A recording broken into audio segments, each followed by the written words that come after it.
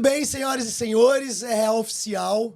Estamos aqui nessa tarde maravilhosa de domingo na cidade de Londres, fazendo o quê? Uns 45 graus.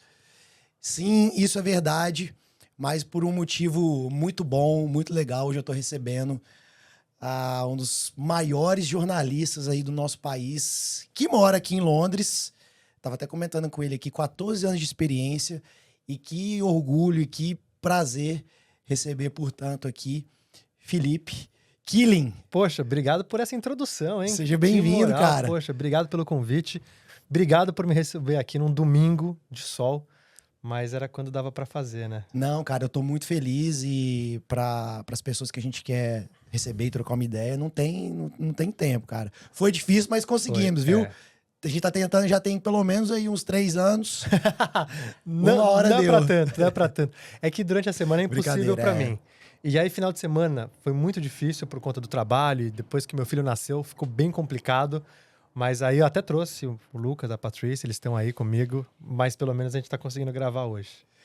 E, Filipão, 14 anos, cara, de profissão.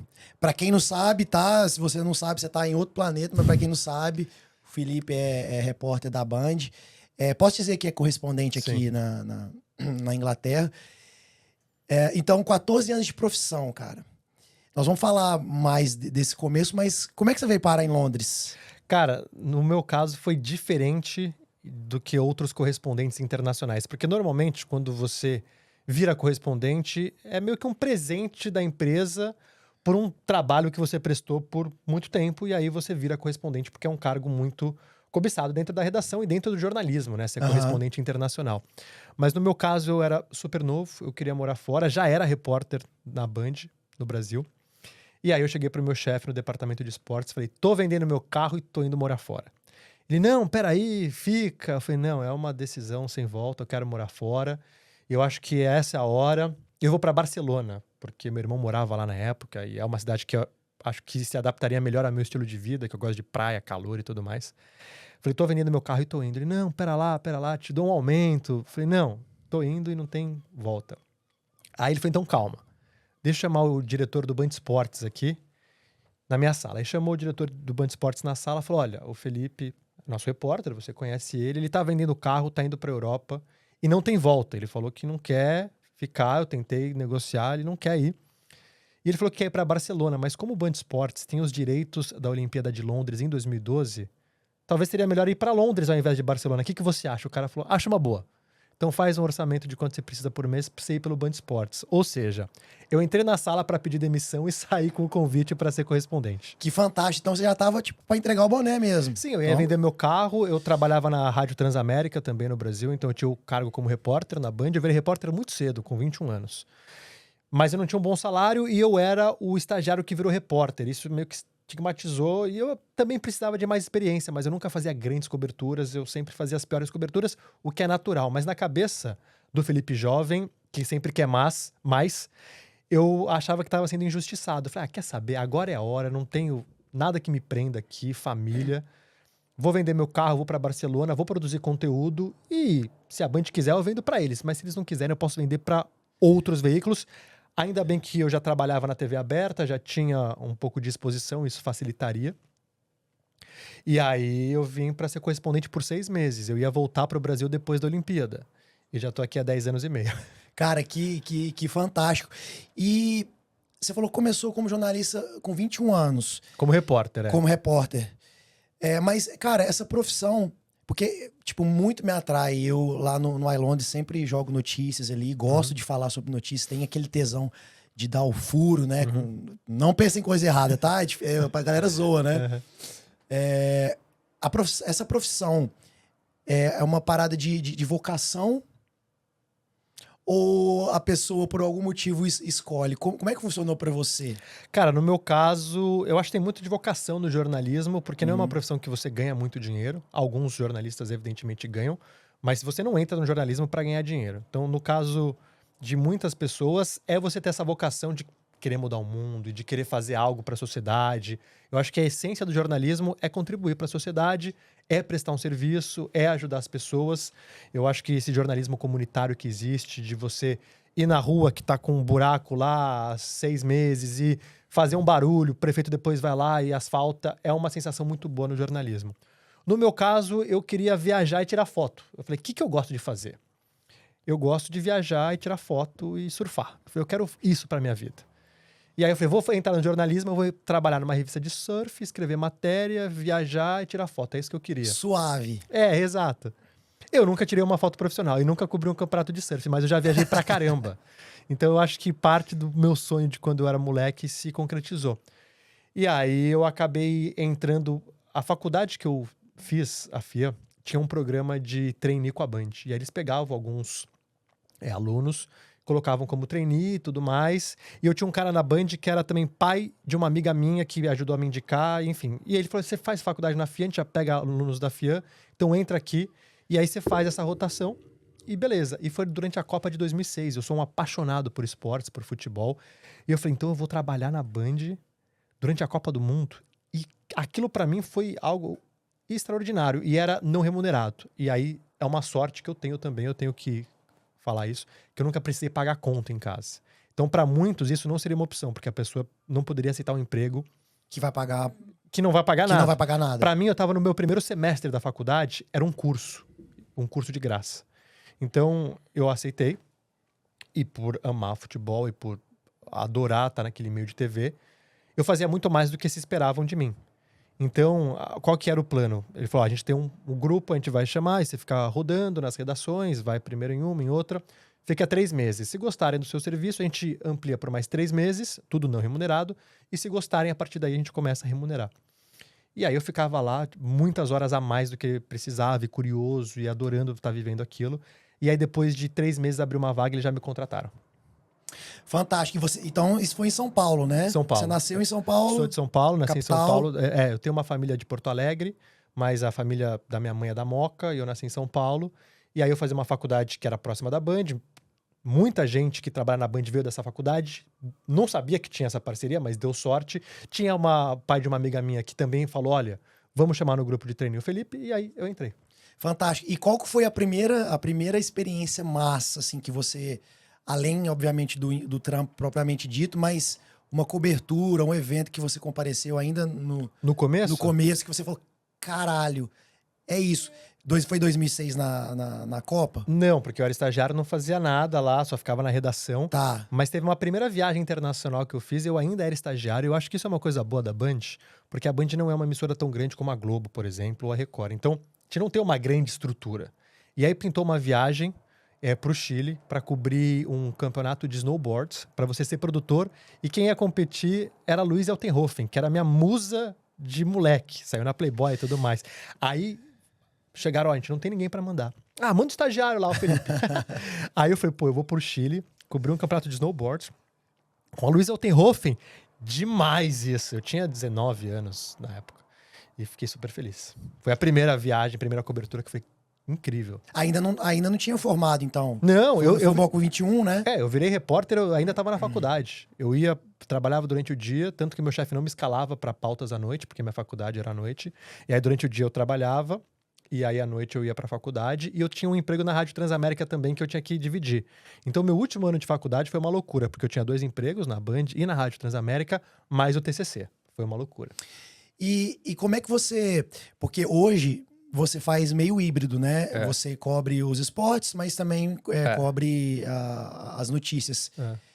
A sua paixão mesmo está no esporte, né? Faz digamos assim, o resto que tem que fazer. Mas se te fizerem uma proposta hoje, você vai ficar só no esporte. É ok ou... Não, é ok se a proposta for boa, mas eu pessoalmente prefiro cobrir esportes. Profissionalmente, eu prefiro cobrir outras notícias. Por quê? Porque o esporte, você não muda de fato a vida de uma pessoa. Se o Corinthians ganhar ou perder, você vai ficar triste ou feliz. E ok. Claro que existem outros elementos no esporte, uma história de um menino que vira jogador de futebol, mas enfim, como jornalista, você cobriu um jogo de futebol, você sai do jogo de futebol, você falou se o time ganhou, se o time perdeu, uma torcida ficou feliz, outra triste. No geral é isso, tá? Existem outros casos, mas no geral é isso. No jornalismo factual, você cobre grandes eventos que, de fato, mudam as vidas das pessoas. O Brexit mudou a vida de milhões de pessoas, mudou o rumo da Europa. É algo enorme. Quantos jornalistas brasileiros aqui cobriram o Brexit com grande repercussão no Brasil? 3, 4, 5? Então eu sabia que a minha leitura do Brexit seria a leitura de milhões de pessoas no Brasil. Num movimento que também pode impactar o Brasil com importação, exportação, brasileiro que tinha o passaporte europeu e queria vir para cá e não pôde ou acelerou a viagem. Então esse tipo de cobertura, uma eleição presidencial, você vai cobrir uma eleição que um país pode escolher um governo ou outro e vai mudar o rumo desse país, vai mudar o rumo de um continente. Então, esse tipo de cobertura... A renúncia do cabelo de boneca. Isso, porque... Exato, a renúncia do Boris Johnson são coisas de repercussão mundial e que, de fato, impacta a vida das pessoas e, às vezes, de um continente. Às vezes, do mundo, dependendo do tipo de cobertura. Então, como jornalista, isso me satisfaz mais porque eu sei que é algo de grande impacto. Legal. E lá no Brasil, quando foi, então, que você começou como repórter mesmo, você fazia aparições em quais jornais? Como que começou depois da transição de estagiário e tal? Cara, teve uma coisa que eu sempre faço na minha carreira, ainda faço, é fazer mais do que as pessoas esperam que eu faça. Então, Boa. eu tinha uma atribuição que era fazer pauta. Eu escrevia a pauta para os repórteres irem à rua com informações. E já gostavam do jeito que eu escrevia as pautas. Muita gente elogiava, apesar de eu ser estagiário. E mais uma vez, eu estava numa empresa que não tinha grande estrutura. E várias vezes não tinha repórter para fazer coisa. Eu falava pro meu chefe, posso eu ir? Eu só pergunto. Então, desembarque de um time 3 da manhã. Não tinha ninguém para mandar um time inexpressivo. Aí eu posso ir lá fazer? Eu só seguro o microfone. Aí, às vezes, eu ia, eu gravava minha voz e mostrava pro meu chefe. Aí, teve um chefe que falou, pô, a gente tem uma fono aqui na Band, eu acho que você pode ser um bom repórter. Quer ir fazer a fono? Eu falei, pô, eu faço. Aí teve uma vez que rolou um teste de vídeo para os funcionários da Band, que foi o departamento de jornalismo que fez. E aí, quem trabalhasse lá poderia fazer esse teste de vídeo que você ensaiasse como se fosse um repórter ou um apresentador. E eu tinha 20 anos, 19 para 20 anos, falei, vou fazer. Um monte de gente fez lá, o cara que trabalhava nos mais diferentes setores. E aí eu fiz esse teste, o diretor-geral de jornalismo gostou, e falou, olha, gostei desse menino, eu quero preparar ele. E aí o diretor de esportes falou, não, a gente não pode perder ele. É meu. Então vamos transformar ele meio que em repórter. Aí, durante a Copa do Mundo da África de 2010, muitos repórteres foram para a África trabalhar e precisava de gente no Brasil para fazer matérias. E aí a gente tinha os direitos de transmissão, vários programas. Os caras falaram, Felipe, começa a fazer umas reportagens aí durante a Copa. E aí eu ia, sei lá, ia ter jogo do Itália e Alemanha. Ia numa cantina italiana com a comunidade italiana assistir jogo e fazer uma matéria, entendeu? E aí eu comecei a ir fazer matéria, mas mesmo assim fazia as pautas. Eu fazia sempre mais do que queriam que eu fizesse. E aí fui cada vez indo mais pra reportagem. E aí eles foram falando, talvez seu rumo seja na reportagem, a gente vai te tirar da pauta. Aí eu virei repórter com 21 anos, ainda na faculdade. E como é que funciona? Você faz uma matéria para um determinado programa, né? Por exemplo, o Jornal X. Mas se essa matéria for muito legal, os outros jornais durante o dia ali, porque na TV Podem usar. Podem usar, mas sempre tem aquela matéria sempre vai para um programa específico, você faz a matéria e depois eles escolhem para qual programa? Sempre para um programa específico. Tá. Sempre, né? Você tem a pauta e aí vão te dar a pauta, você vai fazer a matéria para tal. O que acontece muito é você fazer versões diferentes da mesma matéria para outros jornais com outro enfoque, com um tempo menor ou maior, aí depende. Isso é comum, principalmente na posição que eu tô hoje, porque eu sou o único correspondente em Londres, então vou cobrir um grande evento, olha, você vai fazer uma matéria para o Jogo Aberto, uma matéria para o Jornal da Band, uma matéria para os donos da bola, e cada matéria com um enfoque diferente, um formato diferente, uma pegada diferente. Legal. E, cara, como é que foi a sua primeira percepção, seu primeiro sentimento quando você chegou aqui? Porque você falou que chegou lá na Band, tô pedindo, entregando aqui meu crachá, deixando o boné, mas aí os caras conseguiram te mandar pra cá. Você tava pensando em Barcelona, quente, praia e etc., e veio parar em Londres. No fim das contas, valeu a pena você encarar esse desafio? Não sei se você tinha estudado sobre Londres, obviamente o básico, né? Mas, assim, a vida mesmo, como era aqui. Não tinha estudado e eu tinha na cabeça o estereotipo, cidade cinza, que é ruim de viver, pessoal amargurado. Mas falei, beleza, baita oportunidade, eu vou. E aí eu tenho a sensação até hoje que eu peguei o trem, o metrô lá em Heathrow, e aí eu desci na estação de South Kensington, porque eu fiquei 10 dias na casa de um amigo do meu irmão até encontrar a moradia aqui. E eu lembro que eu saí da estação com a mala, eu olhei e eu falei, que animal isso aqui. Que do caralho essa cidade. E ônibus passando, e aquela arquitetura linda, e a cidade pulsante, vibrante. Eu falei, nossa! Na hora eu me encantei por Londres. E aí, mais uma vez, eu ia voltar depois da Olimpíada. E mais uma vez eu falei, não, vou ter que fazer mais do que eles esperam. Aí me matei de trabalhar. Pra ficar. E aí fui fazendo minha base aqui. Hoje quais TVs tem correspondentes aqui que fazem... Em Londres? Em Londres. O SBT, a Globo e eu.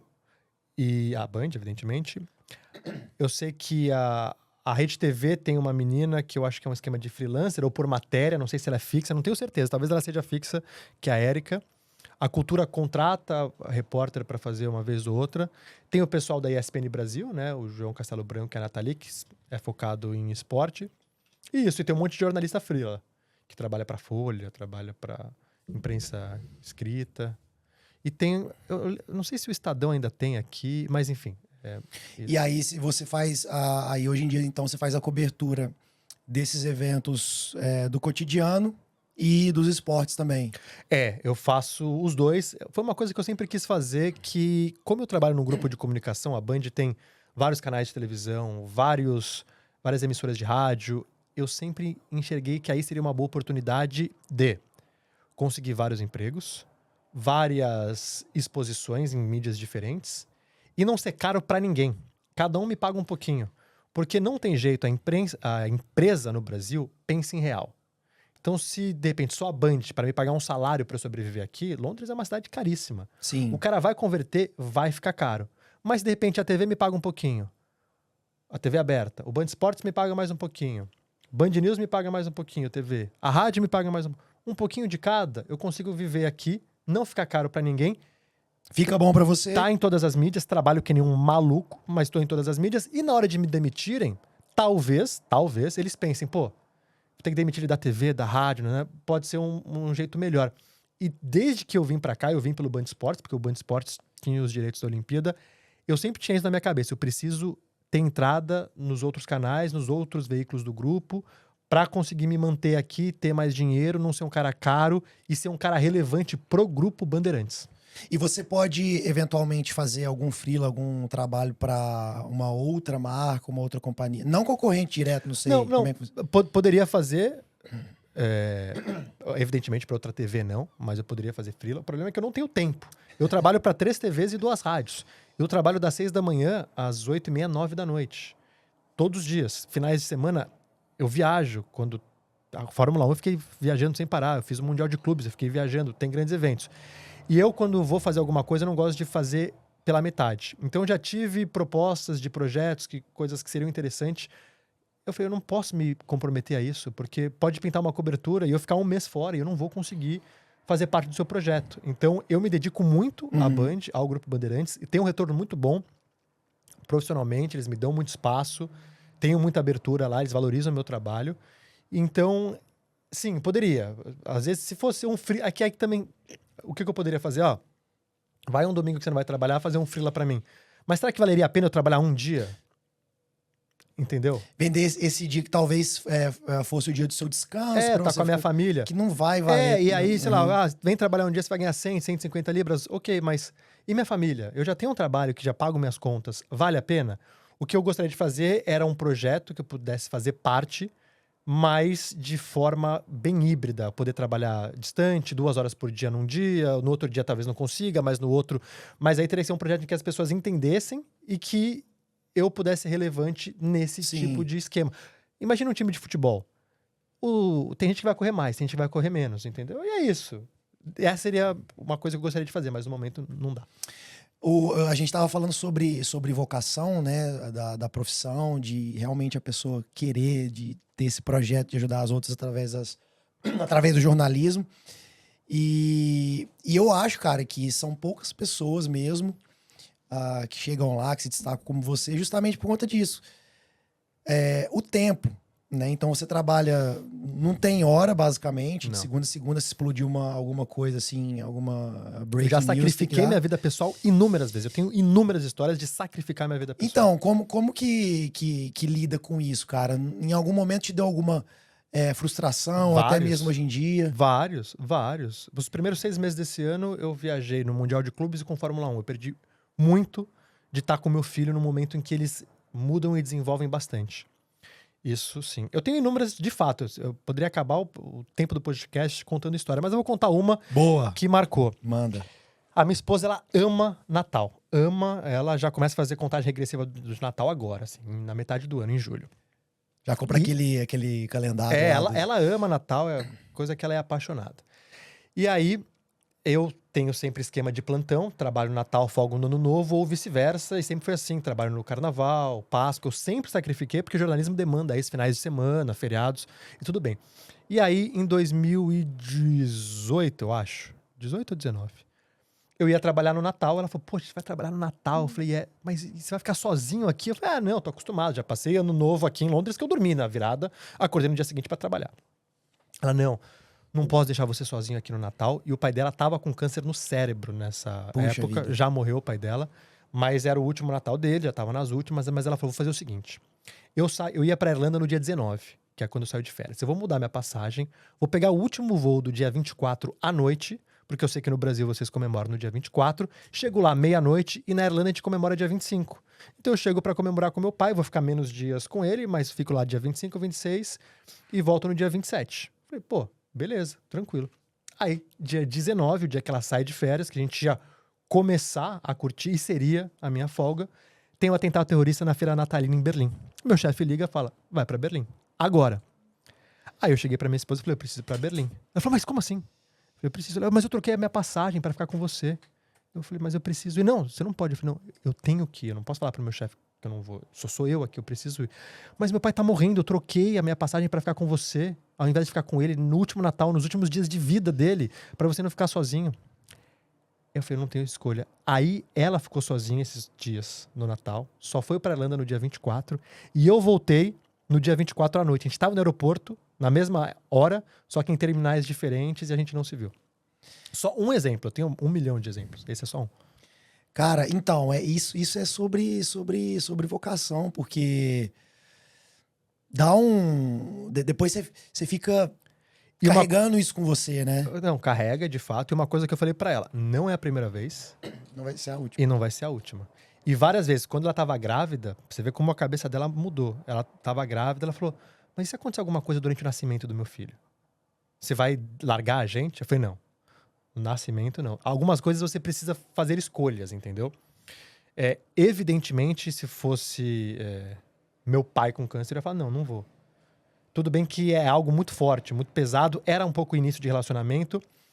Era o meu sogro, mas que eu tinha visto uma vez. E eu tava num momento da minha carreira que eu precisava. Eu acho que você tem que fazer escolhas na sua vida. Precisava estar ali, Precisava mostrar. Era um momento que eu tava também me enfincando mais dentro do jornalismo, do departamento de jornalismo. Eu precisava mostrar trabalho. Era, teoricamente, começo de relação, eu e ela. Era meu sogro, um cara importante. A gente não era casado ainda. Era o pai da minha namorada. Um cara que eu vi 1 ou 2 vezes. E era a minha carreira. Eu sabia que ali eu tava num momento que, se eu vacilasse, eu poderia perder um espaço em que hoje eu posso chegar e falar, não, isso eu não vou fazer. E isso eu acho uma coisa boa. Eu já consegui provar o meu valor, e que demorou. Ainda preciso provar, sempre. Jornalismo você sempre precisa provar. Mas hoje, se pintar alguma coisa muito forte, que eu tiver com uma bola dividida, eu posso chegar e falar, não vou fazer. Eles vão entender e eu não vou perder, talvez, uma grande oportunidade. Eu acho que isso você tem que fazer o balanço. Na hora, eu falei, caraca, o que eu faço? Eu pensei, não, mas pera lá. Vamos analisar a situação friamente. É uma grande cobertura. Eu tô começando agora no departamento de jornalismo. Se eu não fizer essa cobertura, eu sabia que uma outra pessoa poderia fazer e, a partir daí, eu poderia perder um espaço que eu tava tentando ganhar. Uma namorada, era começo de relacionamento, não era casada. Um cara que eu não vi, ele não vai morrer agora, vai ter outros natais, eu posso ir pra lá no dia seguinte. Não seria a última oportunidade. Tanto que eu fui pra lá no dia 28. Eu cheguei atrasado, mas eu fui pra Irlanda no dia 28 pra estar com ela, estar com meu sogro. E depois eu viajei de novo, tentei compensar. Então, você tem que fazer esse tipo de escolha. Mas, por exemplo, tem algo muito comum no Brasil que são os Jogos Universitários de Comunicação e Arte, que é o JUCA. E todo mundo fala do Juca. Vamos pro Juca uma vez por ano, em que a galera faz festa, é animal. Eu nunca fui num Juca na minha vida, porque eu sempre estava trabalhando. Eu precisei fazer esse tipo de escolha. Eu sempre trabalhei sábado, domingo. Vários natais aqui, ano novo, eu passei sozinho. Sozinho. Ano novo, de dia 31, eu dormi e acordar no dia seguinte, não, vambora. É difícil? É. Mas aí o que eu pensava? No ano, eu tenho muitos momentos de alegria, de felicidade, de conquistas por conta do meu trabalho. Eu preciso sacrificar, você sempre vai sacrificar alguma coisa. E essa era só um dos sacrifícios. Outro sacrifício que eu fiz aqui, você tá muito sozinho. Eu sempre conheci a Patrícia depois de 5 anos aqui. Então eu sempre fui muito sozinho. Eu não tinha com quem comemorar minhas conquistas. Várias vezes eu voltava de uma puta cobertura sozinho em casa. Eu não tinha com quem comemorar. Abri um vinho e falei, que do caralho, eu recebi uma proposta. Eu não tinha com quem comemorar, sozinho. Várias vezes eu chegava em casa sozinho. Pô, tô bem profissionalmente, mas e aí? Com quem que eu vou dividir isso daqui? E não tinha, mas você precisa sacrificar se você tá pensando em algo maior, mais pra frente. Porque o mais fácil seria voltar pro Brasil. Não, beleza, já fiquei 4 ou 5 anos em Londres, mais do que eu imaginava, que ia ficar 6 meses. Com 4, 5 anos aqui eu já tinha feito Olimpíada, cerimônia de abertura e encerramento, Paralimpíada, Jogos da Seleção Brasileira, Jogos da Seleção Inglesa, Wimbledon, Roland Garros. Já tinha feito mais do que eu imaginava. Já poderia voltar e já teria voltado num status bom. Mas eu falei, não, eu quero mais, eu quero fazer coisas no jornalismo, eu quero me enfincar aqui mais na sociedade. Vou sacrificar, eu vou organizar minha vida aqui. Eu tinha noção que eu ia ou organizar minha vida ou ia voltar porque não ia dar, porque senão você não aguenta ficar. Fantástico, cara. E é isso que eu tô falando. Você precisa abrir mão de coisas, né? De entretenimento, de amizades, para focar na sua profissão. Você era muito sozinho, como você disse. Não porque você não queria, porque você não tinha tempo. Né? Não dá tinha... pra ir num pub, dá pra ir numa festa. Não, também. E assim, você faz amizades aqui, mas demora pra você ter amigos de verdade. E é a família, às vezes, que você sente falta, entendeu? Sim. É chegar em casa, tá sua mãe lá, seu irmão, você comemorar isso. E os seus amigos, às vezes, têm outras coisas pra fazer. Mas é aquela coisa de estar no seu país. Claro que eu tinha amigos e às vezes eu saía, mas eu queria ter, às vezes, alguém em casa ali, uma mãe, que você pode falar coisas que ela vai relacionar. Que quando você era criança, fala, porra, mãe, lembra que eu sonhava em ser isso? Consegui. Lembra que eu falei pra você que um dia eu ia estar na Olimpíada? Pô, fiz. Pô, consegui essa proposta profissional. Graças a Deus, profissionalmente, eu fui crescendo bastante aqui, tive várias oportunidades. E muitas vezes eu não tinha com quem dividir. Já tive muitas dores também e tombos, isso faz parte da jornada. Mas hoje eu tenho a Patrícia. Às vezes eu chego de uma cobertura e falo, Patrícia, que legal, consegui fazer isso. E eu divido com ela, chego em casa, pô, vamos comemorar isso. Ou às vezes você chega triste porque o dia não foi bom e ela faz um carinho em você e várias vezes você não tinha ninguém. E você tem que ser cascudo. E olha que tem gente que sofre muito mais do que eu. Vim numa condição excelente pra cá, muito boa. E eu vejo gente e falo, cara, esse é um guerreiro, tem que tirar o chapéu. Se em algum momento, apesar dessa ascendência, né, constante, desde que você chegou, você pensou em desistir, falar, cara, vou voltar, família... Eu pensei com 4, 5 anos que eu tava meio em dúvida. Aqui eu gosto muito de Londres, eu acho essa cidade sensacional, mas eu tava naquela, ok, profissionalmente tá bacana, mas e a vida pessoal? Isso é importante também. E eu simplesmente acredito muito que para você se dar bem na vida profissional, você tem que estar bem na sua vida pessoal. Eu tava com medo da minha vida pessoal acabar me jogando para baixo e eu não conseguir estar bem profissionalmente. E aí eu pensei, não, beleza, eu tô sozinho aqui, tô sem ninguém. Será que não vale a pena eu voltar pro Brasil, estar com a minha família, encontrar um grande amor? Eu era solteiro. E assim, eu solteiro aqui, aproveitei pra caramba. Mas fica algo vazio. Eu morava sozinho. Efêmero, né? Tipo... E várias vezes eu acordava com uma pessoa e falava, puta, que chata aqui com ela. Não é aquela pessoa que tem uma conversa bacana, ou você tá, às vezes, saindo com alguém, e aí você fala, puta, essa conversa não tá legal. E aí tava meio vazio. Eu falei, caramba. Aí eu falei, será que chegou a hora de voltar? Mas aí eu começava a pensar, não, mas peraí, vamos tentar analisar aqui. Onde eu quero chegar? O que eu preciso fazer? Onde eu quero estar daqui 5 anos? E vai melhorar minha vida pessoal? E aí, melhora, as coisas vão acontecendo. Você precisa, às vezes, ter paciência. Eu falei, não, vamos esperar mais um pouco que profissionalmente tá bom, tá valendo a pena. Aí conheci a Patrícia, falei, pô, essa aqui é interessante. Como que você conheceu ela? No Tinder. No Tinder. Conheci O no Tinder é uma Tinder. ferramenta maravilhosa. Maravilhosa, não, maravilhosa. Sensacional. Eu saía também, mas o Tinder era mais uma ferramenta que eu utilizava. Eu conheci ela, e o primeiro dia que a gente marcou de se encontrar, eu marquei com ela de manhã, 10 da manhã no Hyde Park. A gente ficou conversando até 10 da noite. Tomar um cafezinho. Cheguei lá no dia de sol, fui de skate pra lá. Aí comecei a conversar com ela. Ela tem uma história de vida fantástica. Ela vem de uma família super pobre na Irlanda. É a única da família dela que fez faculdade. Trabalhou na Ernst Young, que é uma grande empresa. É uma das Big Four, né? Exatamente. Uma posição boa, ela trancou, pediu demissão e tirou um ano sabático para viajar o mundo. Que legal. Achei sensacional. Falei, essa é a faculdade da vida. E aí, nesse primeiro dia, ela começou a me contar as viagens, as pessoas, o que ela fez. Aí depois ela foi pra Austrália, conseguiu um emprego lá, foi transferida para Londres, tem uma baita história de vida. Eu falei, porra, ela veio de uma família pobre, é a única que se formou na família dela. Os pais não incentivavam ela a estudar. Estudar pra quê? Não precisa. Trabalha na fazenda aqui, na chácara. E ela foi, não quero ficar aqui. Achei, eu falei, essa mulher é interessante. Porque eu acho que para um relacionamento duradouro não é só a aparência, tá? A pessoa tem que ser interessante, legal. E aí eu falei, pô, as coisas estão melhorando. Aí depois o relacionamento foi ficando sério, aí pedi ela renovado, aí casei, aí tirei a cidadania britânica, aí tivemos filhos. Ela é da República da Irlanda, eu tirei por tempo de trabalho aqui, Sim, a cidadania mais de britânica. 5 anos, né? Por uma empresa que te sponsora. E aí eu falei, pô, agora a vida tá equilibrando minha vida pessoal e profissional, e é impressionante. Depois que eu conheci a Patrícia, minha vida profissional começou assim, ó.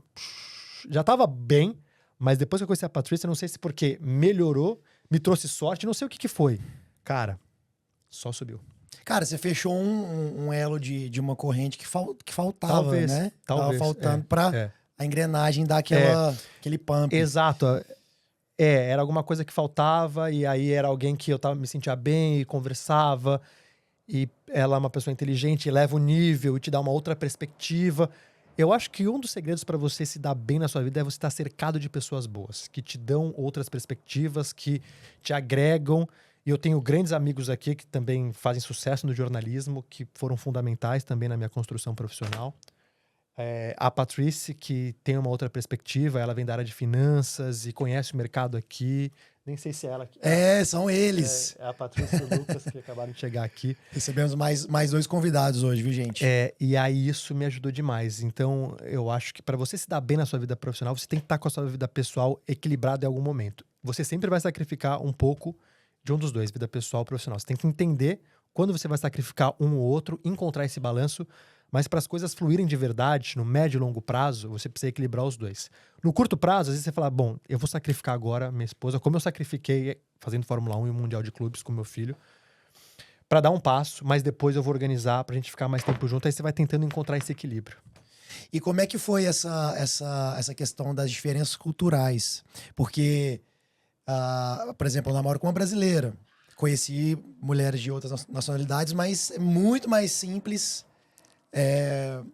você ter um relacionamento, né, com mulher brasileira. Cara, o oposto é engraçado que acontece muito, né? Mulheres brasileiras com os gringos, com britânicos. Agora, como você é a segunda pessoa que eu conheço. Tem um grande amigo que é casado com uma britânica, e agora conheço você assim mais próximo, que eu acompanho, que é casado com uma irlandesa. Como é que é, cara, essa parada de diferenças culturais? Tem diferenças culturais, e uma coisa boa é que eu sempre fui muito aberto a aprender, a Patrícia também, e é um entender a cultura do outro e querer aprender, e eu acho isso fantástico. Eu acho que uma das coisas mais legais do nosso relacionamento é você poder aprender. E eu sempre tô aprendendo. Mas tem uma coisa também, o europeu não é tão diferente do brasileiro. Eu acho que eu não conseguiria, ou seria muito difícil... O amor você nunca explica, mas seria muito difícil se eu, por exemplo, casasse com uma paquistanesa, uma indiana, uma chinesa, porque aí é totalmente diferente. A Patrícia, ela tem a mesma religião que eu, as mesmas roupas, come as mesmas coisas. Teoricamente, o Brasil e a Europa, existem algumas diferenças em que você... Mas não é algo chocante, entendeu? Eu consigo falar a língua dos pais dela, da família dela, me comunicar, ok. Mas se de repente fosse uma chinesa, com uma cultura totalmente diferente, uma comida diferente, não teria a língua... Cara, é loucura. Mas tem umas diferenças culturais que são gostosas e você aprende. Ela aprendeu, ela fala português, eu aprendi coisas da Irlanda, adoro história. E a Irlanda é um país muito bom de história. católicos, protestantes, toda a guerra civil e essa rivalidade com os ingleses, e isso é do caralho. E ela me ensina um montão e eu adoro. E uma dificuldade grande é a língua. Eu falo inglês, mas o meu português que é o meu forte, as piadas, as coisas... Cara, seria muito mais fácil a brasileira que tem os mesmos costumes, conhece as mesmas coisas pra você namorar. Eu sempre achei que a minha esposa seria brasileira. Eu não imaginava que seria alguém que não seria do Brasil. Porque, cara, a minha língua é português. As piadas que eu faço são em português. O timing, as coisas que eu sei. Mas faz parte da vida. O amor você não explica. E uma coisa também bizarra, cara, que talvez pela cultura dela, né? Na verdade, os britânicos, eles são mais abertos, são mais compreensíveis. Se fosse uma brasileira, talvez você teria mais problemas nessas questões de ter que viajar e ter que cancelar um evento familiar, isso é né? verdade. Isso talvez tenha ajudado também. E o pessoal da Irlanda também é muito aberto. Ela é super bacana. E ela tem características que pra mim são fundamentais no relacionamento. E eu encontrei numa irlandesa. Poderia ter encontrado em qualquer outra nacionalidade, mas acabei encontrando nela. E eu falei, pô, ela é interessantíssima, ela é inteligente, ela me ensina. Acho ela linda, acho ela maravilhosa. A gente tem uma boa química.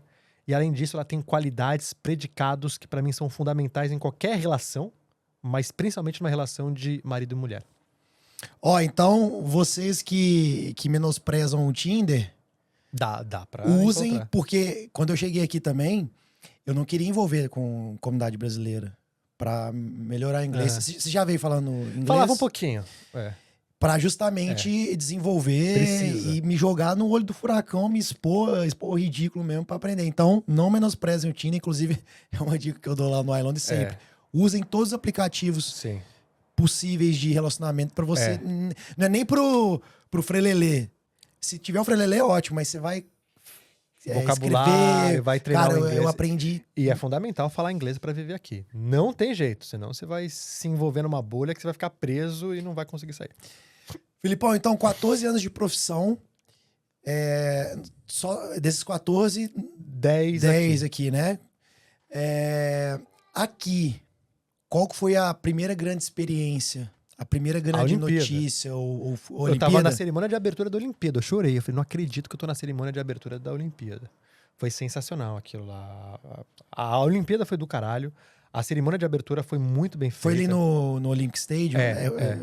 Lá no Parque Olímpico. Eu tive ali no show do Red Hot semana retrasada. E tá presente numa cerimônia de abertura de Olimpíada é algo sensacional. Pô, a rainha participando, o Mr. Bean e tudo que eles fizeram. Fantástico. Não, vendo as delegações entrar, e eu sempre um apaixonado por esportes. Eu nunca imaginava que com 24 anos eu ia estar na cerimônia de abertura da Olimpíada e tava na cerimônia de encerramento.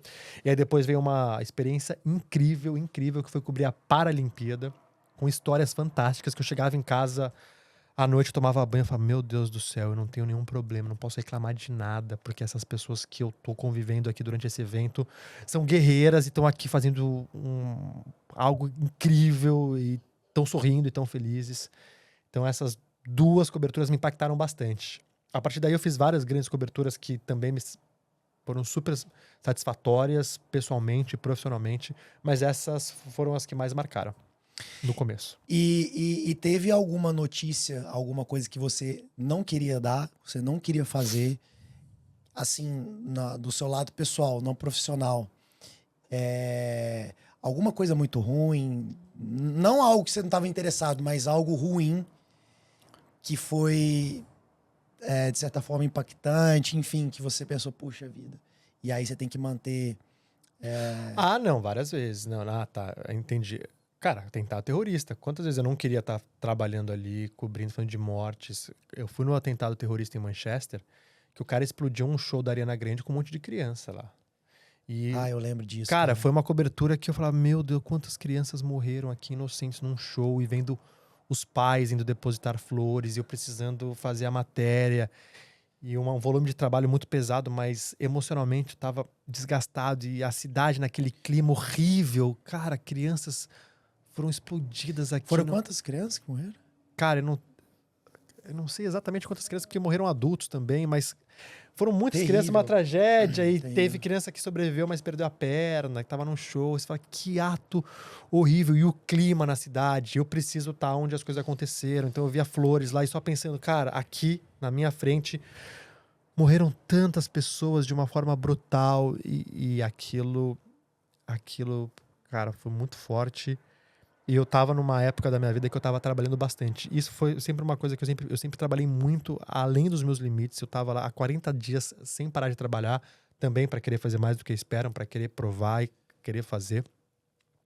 E eu tava emocionalmente também abalado com aquilo, que me deu um ataque de estresse. Eu achava que era ataque de pânico, meu coração começou a bater, eu achei que eu tava tendo um infarto e eu tava trabalhando virado e numa carga emocional. E aí eu fiz os 2 primeiros dias da cobertura, e aí eu liguei lá na redação e falei, olha, eu não tô bem, eu preciso me desligar. E aí eles, não, Felipe, vai, se desliga. Aí eu aluguei uma casa no meio do mato com a Patrícia, a gente já namorava, e fiquei no meio do mato lá. Mas é que foi uma carga emocional também muito forte. Tinha várias coisas contando, mas de estar ali foi difícil.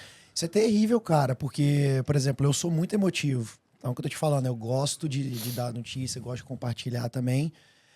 Mas, cara, se eu for falar de um negócio esse aí, eu tenho filho também, né? A gente se coloca no lugar e, de novo, como você falou, você tá absorvendo ali a situação para manter, né, a compostura ali, não desabar, é muito foda, cara. Muito sinistro. É muito difícil, é um exercício que você tem que fazer, porque você é profissional, mas você é ser humano.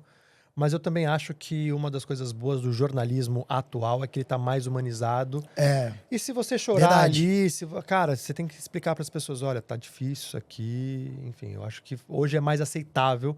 Tem que sempre tentar manter um profissionalismo, mas é impossível, você é ser humano. E as pessoas querem ver seres humanos falando com elas. Inclusive, recentemente, né, viralizou o seu vídeo, a sua cobertura, que você tava com o seu filho no colo, foi fantástico. Como é que foi, cara? Você imaginava que isso podia tomar a proporção que tomou? Não, eu não imaginava, porque eu já tinha levado o Lucas para trabalhar comigo, ele já tinha aparecido na TV outras vezes, e eu imaginava que depois da pandemia seria um pouco mais aceitável esse tipo de coisa. Mas eu acho que a maneira como o Lucas se comportou dessa vez, porque das outras eu tava com ele no colo, ele tava quieto. Mas ele tentando pegar meu fone de ouvido e eu tentando manter a concentração para continuar passando a notícia. E muitos pais e mães se identificaram com aquilo ali. E o vídeo todo, o Lucas não estava aparecendo, a ideia não era ele aparecer. Eu tive que levar ele comigo pro trabalho, porque ele não pôde ir pra creche no dia, a Patrícia estava trabalhando. Ele estava dormindo, então ele acordou no meio da entrada ao vivo, começou a resmungar, o apresentador escutou. E aí eu pego o Lucas e eu falo, olha, ele não pôde ir pra creche, ele tá aqui comigo. E eu acho que muita gente falou, pô, já precisei levar meu filho pro trabalho, já passei por situação assim. É que tinha uma câmera filmando. E é um pai, não sei se com a mãe talvez viralizaria tanto, porque talvez as pessoas esperam que a mãe faça mais. Me questiono isso. Mas muita gente se viu naquela posição do Lucas tentando dar trabalho, eu tentando passar informação. E quem mora fora sabe que a gente não tem rede de apoio, a gente não tem família, não tem com quem contar, e tem que se virar, e acabou viralizando. E ali você tava realmente sozinho. Não, sozinho. Eu trabalho sozinho, eu não tenho câmera, eu trabalho sozinho. Você mete o tripé, a câmera, liga e sai falando. E blau. Não tem ninguém. Como é que você faz ao vivo, assim, geralmente? Ou você manda só... Celular, Skype. E aí eu pego um lugar que tem uma internet boa, aí eu tenho alguns aparelhos que eu plugo no meu celular para ter uma boa captação de áudio, mas eu tenho um fone de ouvido bom, que ele pega uma boa qualidade de áudio, hoje a internet permite isso, então é um celular onde eu tô, monto ali e entro ao vivo pro Brasil. É impressionante a tecnologia. Massa. Ô Felipe, e assim, eu tenho uma curiosidade, cara, que é o repórter, né, a pessoa que tá o profissional de mídia, ele tem que lidar com pessoas famosas, tem que, enfim, estar em situações que existem milhões de variáveis, as coisas podem dar certo, pode dar muito errado. Tem alguma situação, assim, com algum famoso, alguma cobertura, tanto no esporte ou outras coisas que você lembra que você teve que se virar nos 30 para fazer acontecer, ou que, né, qualquer coisa nessa... Cara, eu tenho duas histórias que são diferentes, mas que envolvem pessoas conhecidas e situações inusitadas. O Grande Prêmio de Miami, eu estava fazendo o Grid Walk, que é antes da largada, você vai lá e começa a andar pelos carros, tem um monte de gente famosa e você tem que tentar lá entrevistar, falar de carro. E tava o Beckham na minha frente, eu tentando entrevistar e ele não querendo falar comigo. E aí eu tentando. E o cara tava na mão uma vontade, ao vivo lá. E aí eu falei, responde uma pergunta. Como que você tá sentindo aqui? Ele, calor. E saiu fora. E pegou mal. Pessoas, o Beckham não foi simpático com o Felipe. Aí outras pessoas, como você se presta a isso? Eu falei, eu sou jornalista, tem que tentar.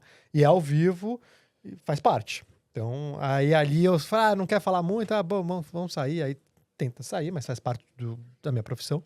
Eu acho que como jornalista, você tem que ser cara dura e você tem que saber que você vai tomar não e faz parte. O cara não vai... Nem todo mundo quer falar, você tem que entender que é isso. O cara não tá errado em não querer falar e eu não tô errado em tentar. Eu sou jornalista, o Beckham na minha frente, eu vou tentar entrevistar. É óbvio que eu vou tentar entrevistar. Agora no GP de Silverstone eu tentei entrevistar o Tom Cruise 2 vezes. Tomei 2 não, mas o cara tava na minha frente.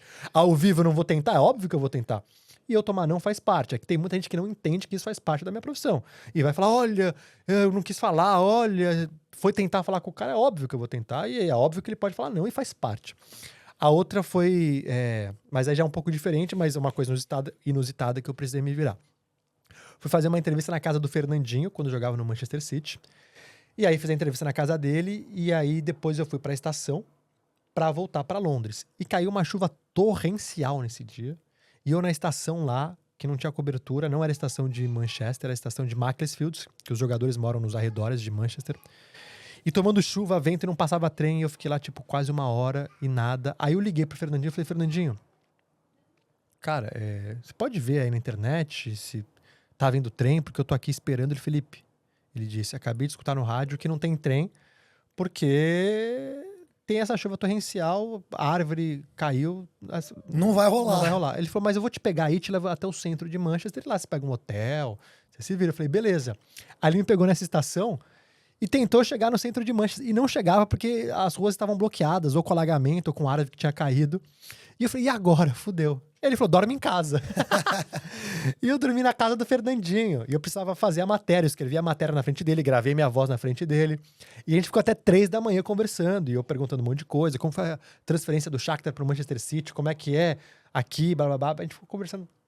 Depois ficamos amigos. Mas eu nunca imaginei que eu ia dormir na casa de um jogador de futebol nessa circunstância. Cara, e o Fernandinho, ele é muito sangue bom. Muito. Eu tenho um amigo, já veio aqui no podcast também, que é o Hugo Lins. Ele é diplomata, ele tava aqui, não sei se chegou a conhecer, mas agora ele tá lá na Rússia. E direto os dois juntos. E é o que você... Aí ele me mandava foto, tô aqui na casa do Fernandinho e tal. Mas é o que a gente tava falando aqui no off, né, cara? Às vezes a gente vê os famosos e a gente distancia muito dessas figuras, acham que eles não são, né, seres humanos como a gente, quando de repente os caras são tipo, super gente boa e não estão nem aí. É porque tem toda uma equipe também que cuidam de pessoas muito famosas. Então, para chegar no cara é difícil. Exato. Né? Às vezes essas pessoas que colocam barreiras. O cara é super solícito, falaria, mas essas pessoas colocam barreiras. E, de fato, trabalhando com jornalismo há tanto tempo e cobrindo grandes eventos no esporte e no jornalismo, eu já vi pessoas muito conhecidas. E aí você tá perto dessa pessoa e você fala, é ele, é igual a mim. Qual que é a mais baixo que eu imaginava. Exato, o Putin, eu já vi o Putin. O Putin é baixinho, é da minha altura. Esse é o Putin? Na TV eu achava que era maior. E aí você vê o cara na sua frente, é porque eu acho que a TV, esse distanciamento, você cria essa barreira na sua cabeça. Aí quando você vê a pessoa na sua frente, entrevistei o Federer. Falei, o Federer. Aí você entrevista o cara, ele é um ser humano igual a você, simpático, incrível no que ele faz, mas ele é um ser humano igual. E aí você vai se acostumando e você perde isso. Como foi essa história do Putin? Foi na Rússia? Foi, teve uma visita presidencial do Temer na época, a delegação do Brasil com a delegação da Rússia, e eu tava lá fazendo a Copa das Confederações e falaram, Felipe, Copa das Confederações, vai ter uma visita presidencial, então esse dia você não vai ficar no esporte, você vai fazer o jornalismo e vai fazer o encontro da delegação brasileira com a delegação russa no Palácio Presidencial, no Kremlin. Eu falei, sensacional. Nossa, cara. Eu fui dentro do Kremlin, no Palácio Presidencial, aí tava toda a delegação do Brasil, toda a delegação da Rússia, e tal. O Putin, o Sergei Lavrov, que é o ministro de Relações Exteriores, são pessoas que vão entrar para a história, principalmente nesse momento conturbado que a gente vive. E eu tava lá na mesma sala que eles e fazendo essa cobertura pro Brasil, foi sensacional. E passei por um maior esquema de segurança, e eu mandando vídeo pra minha família, da Vila Sônia pro Palácio Presidencial aqui. Pra minha família, eu queria dividir aquele momento com alguém, tava sensacional. Quando que eu ia imaginar que eu ia entrar no Palácio Presidencial com o Putin na mesma sala que eu? Vi ele a 1 metro de distância, 2. Que fantástico, cara.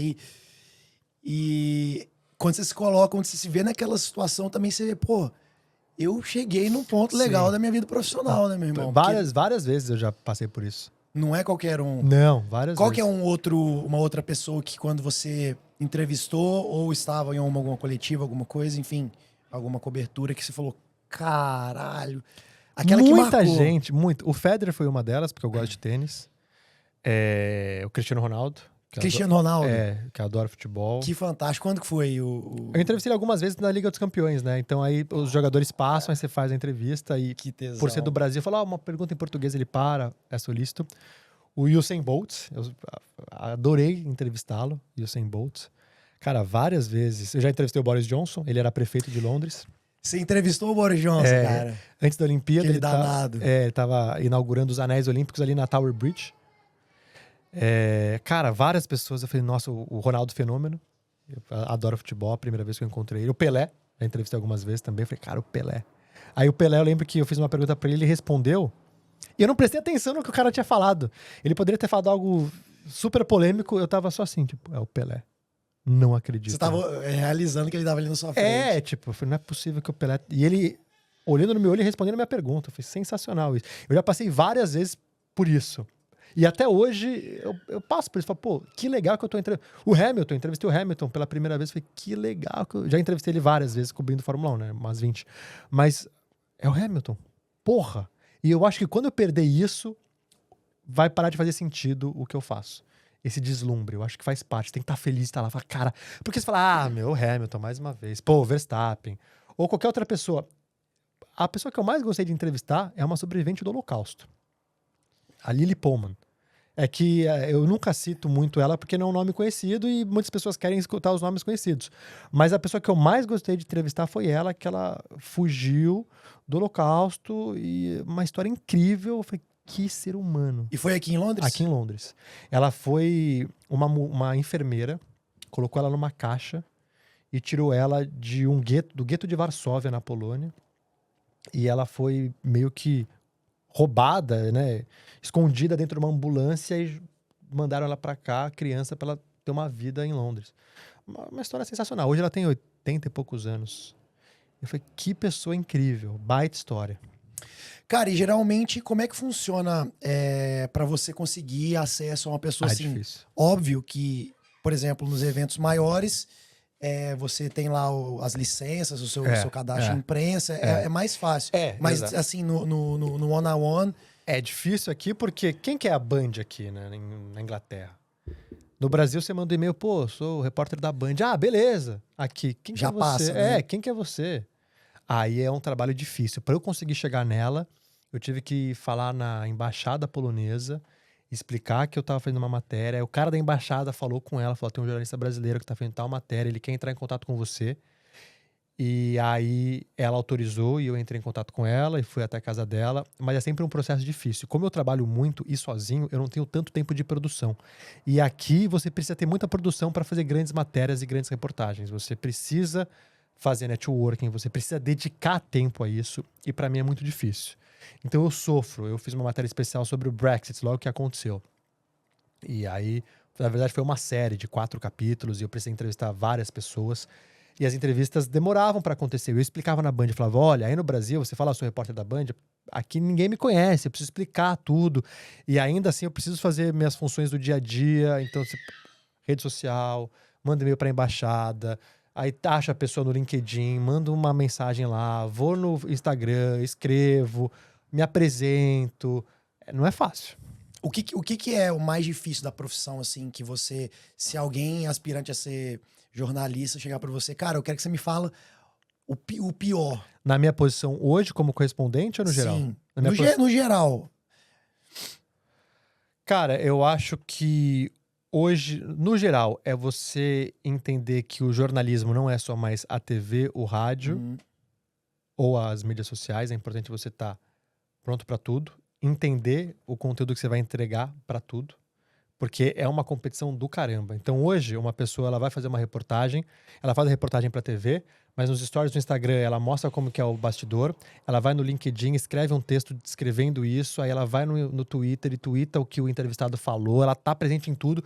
E isso é difícil, cara. Eu não tenho tempo pra rede social, eu não tô tão ativo no Twitter como eu deveria. No Instagram eu faço de manhã lá os stories, mas eu não faço um vídeo trabalhado, eu não tenho um estúdio bacana como você tem, eu não tenho uma edição, eu não tenho tempo de fazer isso. E tem gente que não tem saco também, então é difícil você fazer conteúdo pra todos e tá todo mundo fazendo. Tá Então, omnichannel, né? cara, isso é difícil. E na minha posição que eu tô hoje, além do fuso horário, é você trabalhar para uma empresa.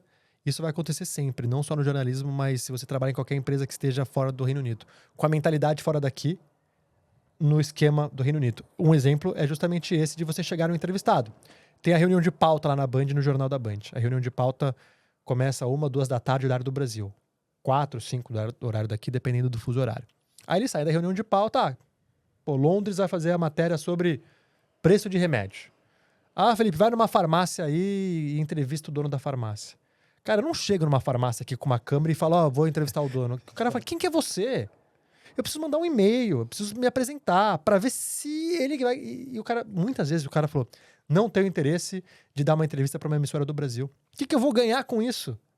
Porque se é uma emissora daqui, talvez o cara tenha cliente, exposição, vai se ver na TV, a família vai ver. Do Brasil, várias vezes o cara falou, não tem interesse. Completamente aleatório, né? E o que eu explico pra ele, mas hoje eles já entendem isso, enfim, esse é só um exemplo pro pessoal entender. Eu explico, eu posso conseguir, mas vai demorar. Você quer que eu faça uma matéria com o dono de uma farmácia? Eu vou ter que mandar e-mail para 18, para de repente um que vai estar livre, quer aparecer, e, enfim, vai querer fazer. E os outros 17 vão falar, não, as coisas acontecem, mas demora. Você tem que ter a cabeça do Brasil, porque no Brasil é assim que as coisas funcionam, mas trabalhar aqui. Então, esse meio de campo, pra eu conseguir acertar foi difícil. Hoje já tá mais acertado. Mas pra eu conseguir acertar foi difícil. Falar, galera, não é assim.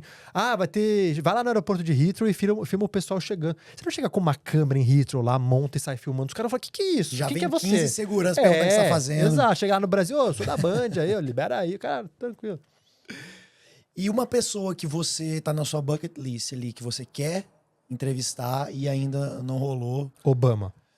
Porra, seria do caralho, Nossa, hein? Obama. Baita cara, história de vida. E me parece um ser humano fantástico. E foi o presidente dos Estados Unidos, só isso. E além disso, é um cara que eu admiro. Adoraria entrevistar o Obama. Ou pegar um voo aí daqui pra Sydney, que é longe pra caramba, né? Um voo bem longo. Daqui pro Brasil, 12 horas. E aí tá o Obama do seu lado por 12 horas. Eu ia pentelhar ele. Pô, o Obama...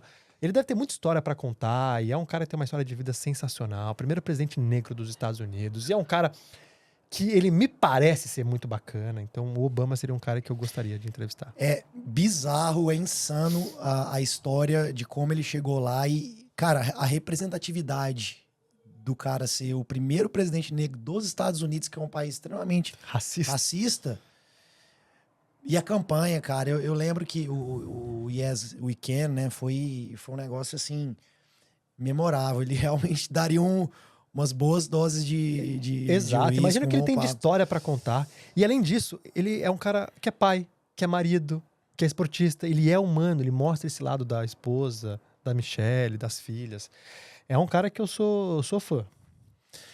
E falando em política, como é que foi agora... na verdade, tanto depois do Brexit, quanto agora, recentemente, que o famigerado cabelo de boneca... Cabelo de boneca é minha conta, viu, gente? O Felipe tá... Não sei se pega... Não é legal, né, o profissional ficar falando essas besteiras. Porque uma vez eu falei... Eu sempre falo, né, no Instagram, aí sempre vem algum... Respeite a sua liderança, respeite... Sabe, umas coisas assim? Mas... Como é que foi... como é participar, você ser a vitrine dessas notícias aqui do Reino Unido, da Inglaterra, que é um dos principais países do mundo, né? Como potência e tal. E você ser a vitrine de contar para uma nação como o Brasil sobre essas coisas que a gente tava falando aqui, são coisas que mudam o mundo Cara, literalmente. é muito louco. É uma baita responsabilidade. Porque são poucos jornalistas aqui. E em alguns eventos só tá a Band, só tá a Globo. Então, eu sei que por muitos e muitos anos, algumas pessoas vão lembrar de mim. Porque eu, por exemplo, tava numa final de Liga dos Campeões. Aí o moleque que tava no Brasil assistindo aquela final de Liga dos Campeões viu pelos meus olhos, pela matéria que eu fiz, pela entrevista com o jogador que ele adora ali antes, entendeu? O Brexit é outro exemplo. Eu fiquei cobrindo o Brexit 2, 3 anos antes, durante e depois. E muita gente me acompanhando lá. E eu tinha noção que muita gente ia repetir no bar aquilo que eu tava falando, porque a minha visão, é a minha curadoria ali.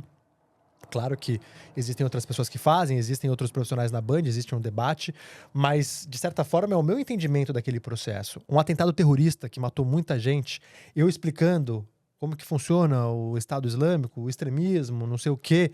E eu tenho noção que muita gente vai ter aquilo como verdade e vai marcar. Ou uma grande cobertura, porque como eu faço esporte, jornalismo, faço tudo, eu tenho um cara que assistiu o Mundial de Clubes, que é palmeirense fanático, eu tava lá. O cara marcou a vida dele assistindo o Mundial de Clubes na Band e eu tava lá. Um cara que gosta de Fórmula 1, teve uma corrida específica que ele gostou que eu tava lá.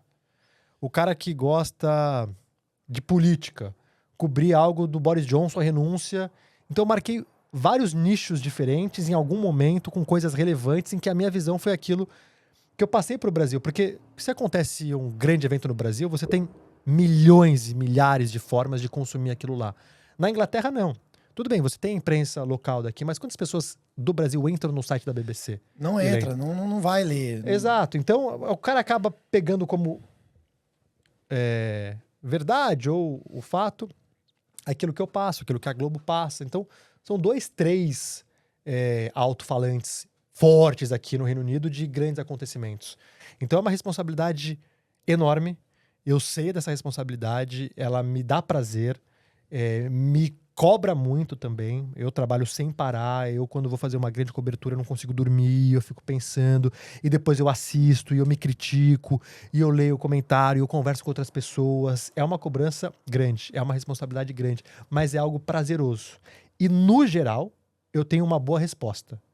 Tem muitas pessoas que me criticam, evidentemente. Mas a maioria elogia e gosta. Você tem pessoas, assim, que publicamente, ou lá nas suas DMs, ou etc., que vão te encher o saco e falar, cara, o que você tá falando? Toda hora. Sério? Sério, toda hora. Cara, isso é normal. Eu acho que tem gente que tá na internet pra isso. Mas, independentemente disso, tem pessoas que pensam diferente do que eu. E ok. O que eu tenho que entender é... Bom, algumas coisas que eu preciso entender. Como eu me enxergo, eu sei das minhas fraquezas, eu sei onde eu sou bom, onde eu sou ruim. Eu sei onde eu preciso melhorar. Eu sei quando o comentário é maldoso. Eu sei quando o comentário é construtivo. E eu tenho que saber, o meu trabalho é exposto. Então, se você pegar um dentista, coloca um dentista aqui e o trabalho dele é exposto, todo mundo vai ter uma opinião. Uns vão falar bem, outros vão falar mal. E é natural. Então, tem as pessoas que estão lá pra encher o saco, tem o hater, e tem os que não gostam, e faz parte. Eu acho que uma coisa que eu aprendi, mas eu também sempre fui um pouco assim. Eu nunca me importei muito com o que algumas pessoas dizem. Outras não. Eu me importo muito com o que o meu irmão fala, meu pai fala, a Patrícia fala. Mas um Zé Ninguém que eu nunca vi, eu nem sei quem que é o cara, meu. Não sei se ele tá fazendo isso pra me provocar, não sei se é um cara que tem problema mental, não sei se é um cara que pensa completamente diferente do que eu penso, eu não sei. Então esse não me incomoda, mas algumas pessoas sim. Aí eu presto atenção e eu me marca, me deixa feliz, me deixa triste. Eu acho tão incrível, cara, você falar isso, porque para quem não sabe, também tá fora do planeta, mas todo dia de manhã você faz um trabalho muito legal, não só para a comunidade aqui, mas para o mundo todo, que é fazer os seus stories com as notícias, etc. E o que você estava falando sobre a sua curadoria, que é extremamente importante, porque você tá vivendo aqui, você não tá lá do Brasil e faz uma notícia, é o seu dia a dia, é o país que você vive, é o país que você paga os seus impostos. E essa humanização que você também citou anteriormente é importante, porque você dá a sua opinião. Eu estava vendo você falar sobre a renúncia do Boris, e você deu sua opinião. Deixando bem claro, né? Porque os stories eu deixo lá bem claro. É um perfil pessoal, não é profissional, porque às vezes eu recebo mensagem, você como jornalista não deveria fazer isso. Eu falei, não, aqui é pessoal. Se você assistir uma matéria minha na Band e você der esse tipo de opinião, ok, porque aí é profissional. E nas minhas matérias eu sou totalmente isento.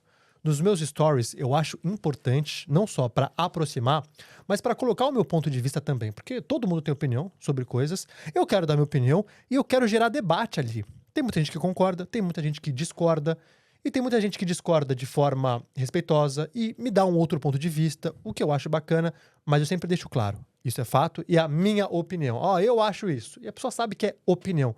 E opinião é que a gente vive num mundo tão maluco, mas tão maluco, que as pessoas não aceitam que o outro pense diferente. É bizarro, é bizarro. É bizarro. Qual que é o problema de eu pensar diferente? Qual que é o problema de você pensar diferente? É assim que sempre foi a humanidade. Eu não sei por que hoje as pessoas... Ah, você não pode falar isso, você não pode pensar isso. Ou ela vai discordar de você de forma agressiva. Porque as pessoas pensam diferente, é natural. Mas eu não me deixo abater ou me intimidar. Eu dou minha opinião. E beleza, tem gente que eu nem silencio, bloqueio. Cara, não tô nem aí. E você pensar diferente do que eu... E daí? E daí? Mas isso, cara, é um movimento da polarização, né? Que a gente fala. O movimento político, onde as pessoas pensam assim: eu sou desse time aqui, vesti a camisa e vou te matar. E não concordo com você. E Exato. Se você falar diferente do que eu penso, eu vou atrás da sua família. Que loucura, né, cara? Cara, é bizarro. Principalmente quando você, hoje em dia, fala sobre política.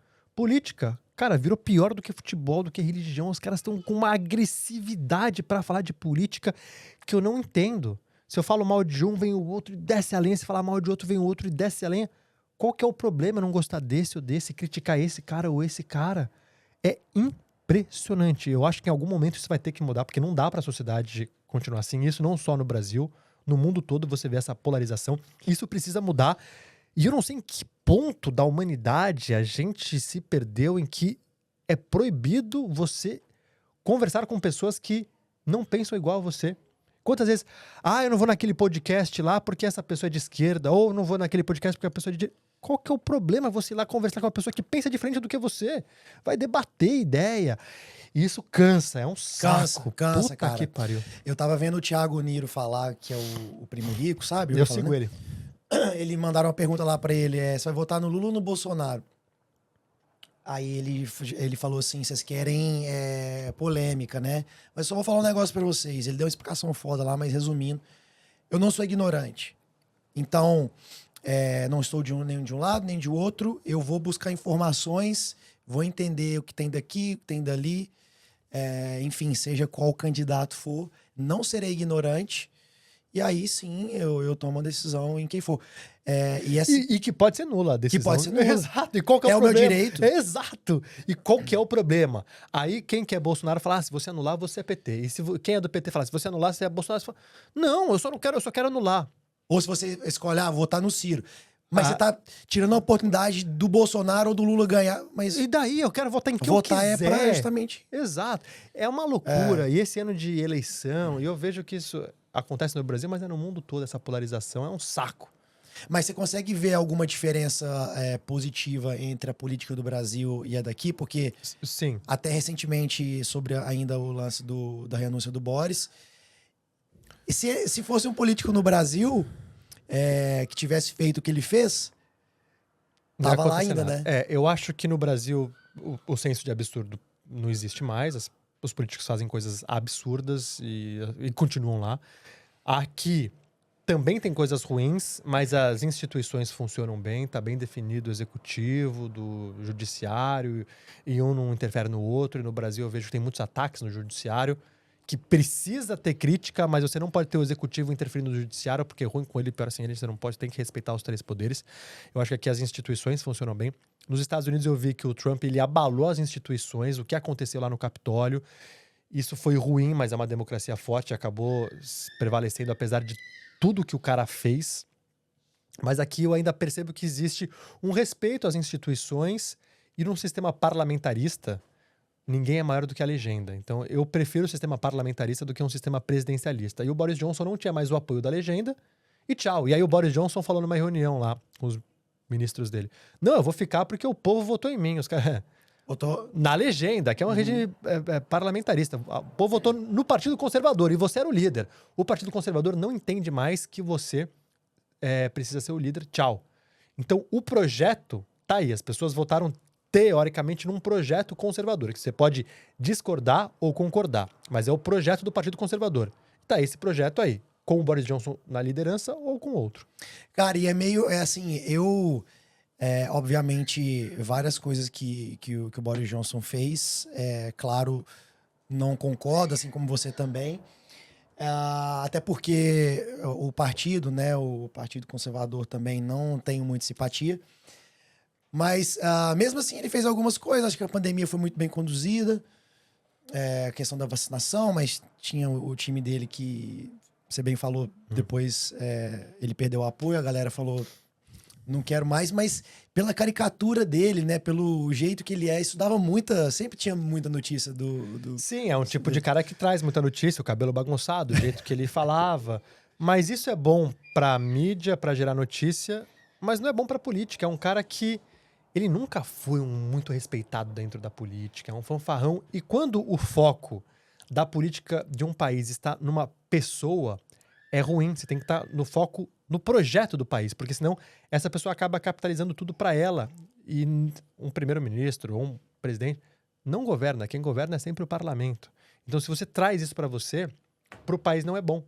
Então, a gente elogia bastante a Angela Merkel, mas ela é uma figura muito boa, mas o foco nunca era Angela. Você nunca ouvia muito a Angela, você respeitava a liderança dela porque ela entendia que o maior é importante, não ela é importante. Ela é bem low profile, né? O Trump também. O Trump, ele trouxe para ele o foco de uma política inteira. Então você não pode ter. E no Brasil a gente tem muito isso. Ou é o Lula ou é o Bolsonaro. Não, é o parlamento, são os deputados. É aí que tem que estar o foco, entendeu? Filipão, e depois você já tá aqui há 10 anos, você viveu a época quando o Reino Unido estava dentro da União Europeia e depois do Brexit. Você que é um imigrante, né? E vive esse tempo todo aqui, você indicaria hoje para as pessoas que querem vir para cá a Inglaterra como uma boa opção e você vê que o país vai evoluir, né? Porque hoje a gente está tendo muitos problemas por conta do Brexit, né? Você acha que em ambos os casos a gente tem um horizonte legal pela frente? Ou, por exemplo, se o partido de esquerda, o Labour, né, eventualmente assumir, eu já ouvi eles falarem que vão lutar para reverter o negócio. Como é que você vê aí o futuro político, o futuro do país no geral? Não vejo com bons olhos, mas pode ser um país em que as pessoas podem se dar bem, dependendo. Então, recomendaria se você acreditar que o Reino Unido é o seu lugar e você tem os predicados para sobreviver aqui. Porque o Reino Unido está numa crise e só vai piorar, mas é uma crise de país rico, que é diferente de uma crise de país pobre, que nem no Brasil, que você pode não ter o que comer. Aqui você sempre vai ter uma boa base. Então, é um país que é caro de se viver. Não acho que no curto prazo vai ser tranquilo aqui.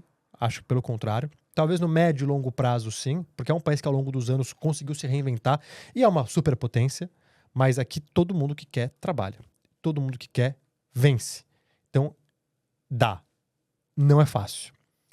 Só que tem a questão do Brexit, você precisaria se legalizar aqui, o que não é simples, mas dá para fazer. Só que seria mais fácil, o que não é fácil, mas mais fácil, ir para um país da União Europeia com uma língua mais próxima da nossa, Portugal, Espanha, e mais barato de se viver. Mas ganha-se menos. Então é um país incrível. É que eu sou muito suspeito porque eu adoro Londres. Eu conheci muita gente que deu certo aqui, sobreviveu. Eu vejo que tem oportunidade e se você quer, você consegue. Eu indicaria, mas eu teria que indicar para a pessoa certa. E a pessoa me falar, olha, eu não tenho medo de trabalho, eu vou aprender o inglês, eu vou ser cascudo. Porque eu, nesses 10 anos aqui, já vi inúmeras pessoas que voltaram. E é impressionante. Eu sabia quem que ia voltar. Eu sabia, eu fazia algumas amizades, eu via, essa pessoa não vai durar aqui. Não tem as características para viver em Londres. E às vezes eu dava algumas dicas, não precisa fazer isso, precisa fazer aquilo. A pessoa, não, eu vou fazer assim. Cara, você tem que entender que você tá num outro país, tem que jogar o jogo daqui. As regras são diferentes. Não, porque no Brasil eu fazia isso e assim dava certo. Não, no Brasil. Aqui o currículo é diferente. A forma de você mandar um e-mail, a forma como você fala com as pessoas. Então é tudo diferente. E você entender o jogo, tá aberto a isso.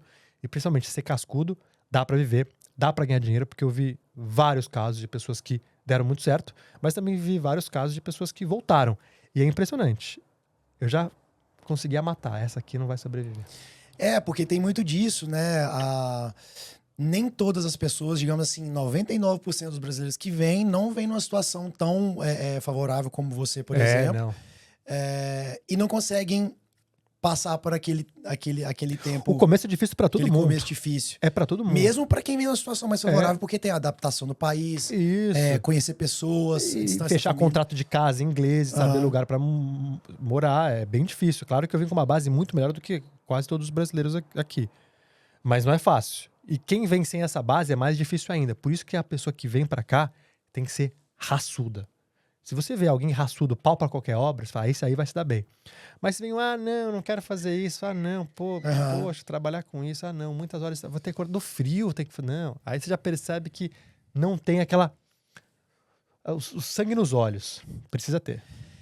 Felipe, e depois de ter conquistado tanta coisa legal, de ter participado de tantos projetos, de tantas coberturas, ter conhecido tanta gente massa, quais são os projetos agora para frente que você vê que você vai se manter nessa vibe, nesse tesão que você falou, que não pode deixar a peteca cair?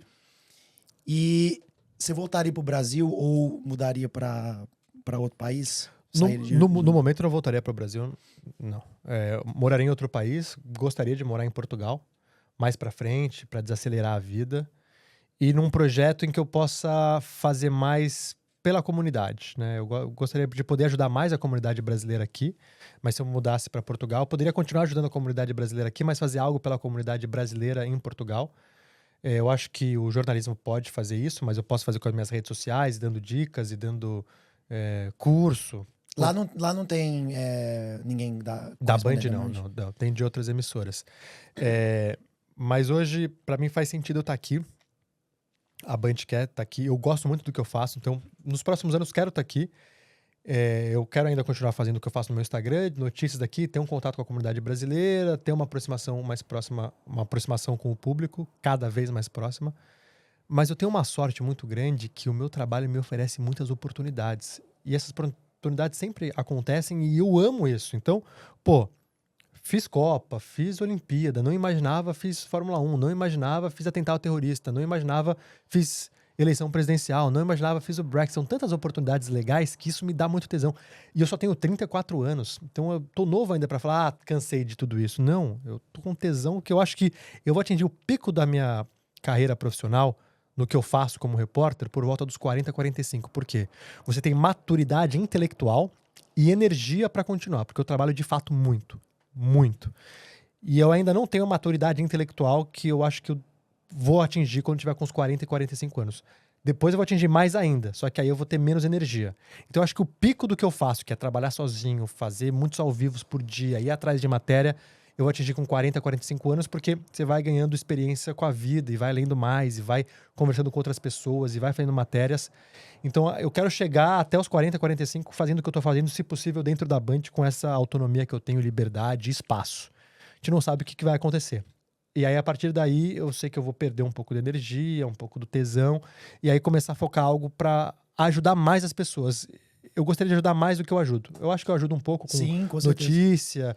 Quando teve a pandemia, falava, vai tomar vacina aqui, esse centro tá aberto, olha, vai vir ajuda do governo, pode pedir assim, assado, ajuda para a comunidade brasileira. Mas eu queria fazer algo mais efetivo dentro da comunidade brasileira. E se, por exemplo, ali na frente, te ligarem, te mandaram um e-mail, não, eu vou ligar nesse caso. Filipão, a gente quer você como âncora. Você faria? Não. Cara... O âncora, como é que ele é visto no ecossistema? É o tipo o que você pode chegar de máximo na profissão ou nada a ver? Uma coisa é uma coisa. Depende o que você quer, mas se os caras falassem, olha, a gente quer você como apresentador do Jornal da Band. Aí eu teria que escutar a proposta, Sim, claro. o que eu vou fazer, quanto eu vou ganhar, como é que vai ser meu escopo de trabalho aqui, eu vou ter palavra na linha editorial do jornal, porque se for só para ler notícia lá, não me interessa, mas não, a gente vai fazer um jornal, isso é um exemplo, tá? Não que vai acontecer, a gente vai fazer um jornal que vai ter a sua cara, você vai falar, eu quero notícia assim, com formato assado, você vai ganhar tanto, pô, ouviria, mas é aquela coisa que eu falei pra você um pouco antes.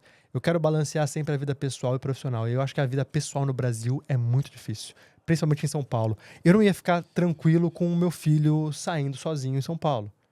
Minha esposa, que não é de lá, no trânsito, pode vir um motoboy enfiar uma arma na cabeça dela.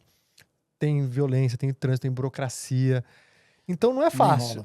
Teria que valer muito a pena, mas, cara, eu prefiro ganhar menos, trabalhar num bar em Portugal na praia, entendeu? Acordar cedo, ir pra praia. E você não precisa, sabe? Meu foco nunca foi dinheiro, nunca fui atrás de dinheiro. Eu busco experiência. Eu tenho várias experiências legais na minha vida. Sou desses. Cara, eu não teria problema algum em trabalhar num bar em Portugal, onde eu tenho uma boa qualidade de vida, acordar cedo, trabalhar no bar. E o que eu faço, eu sei que o meu corpo não vai aguentar. É sem parar. Se explodir uma bomba agora, eu tenho que parar aqui, deixar meu filho e vou trabalhar. Já me ligaram de madrugada inúmeras vezes. Felipe, aconteceu isso, você precisa trabalhar. Você tem que fazer. E você vai viajar agora. Por quanto tempo? Não, é só passagem de ida, não sei quando você volta. Várias vezes. Chega uma hora que eu não vou aguentar isso. Mas por enquanto eu gosto, eu sinto tesão, eu quero contar história, eu quero dar meu ponto de vista. E eu tenho muitas oportunidades legais no esporte, no jornalismo, e isso é muito bacana. Mas uma hora eu vou querer ficar na praia com meu filho e ajudar as pessoas de uma outra maneira. Sim. Eu quero ajudar as pessoas de uma outra maneira. Mas uma outra coisa que é interessante de saber, você é um jornalista, um profissional, repórter, que veio do Brasil. Você não tem tipo, objetivo de trabalhar numa emissora daqui? Não.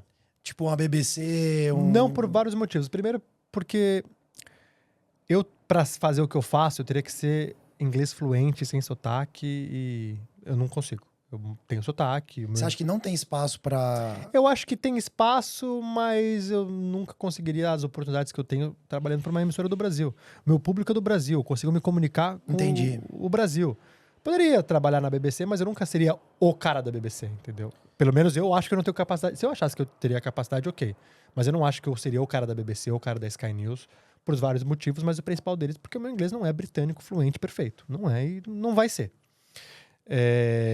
Poderia trabalhar se um dia a Band não quisesse contar comigo, é que eu tenho muitas oportunidades na Band, eu gosto, mas se a Band me demitir e surgir uma oportunidade na BBC como produtor, aí eu acho que eu conseguiria ser produtor, trabalhar na BBC e que seria uma experiência legal.